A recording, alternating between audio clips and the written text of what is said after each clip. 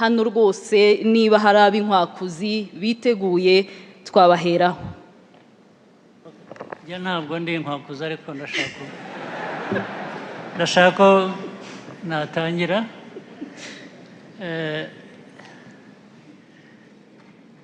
Abantu kuri pano aho mpagereye n'ibyo bansobanuriye n'ibyo numvise bavuga basobanuye ibintu byinshi byumvikana, ariko kugira ngo turenge ibyo kuko kenshi biraba turaganira abantu batanga ibitekerezo turabyumva,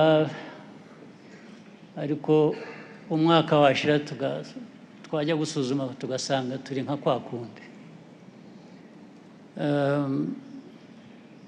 Ntange nk'urugero rw'icyo nashaka kubaza nk'ibyo Ivan nasanze asobanura, ibintu yavuze byose rwose birumvikana, ari byo Minisita Yusuf yongereyeho, nka biriya yatanzeho urugero rwa Gicumbi,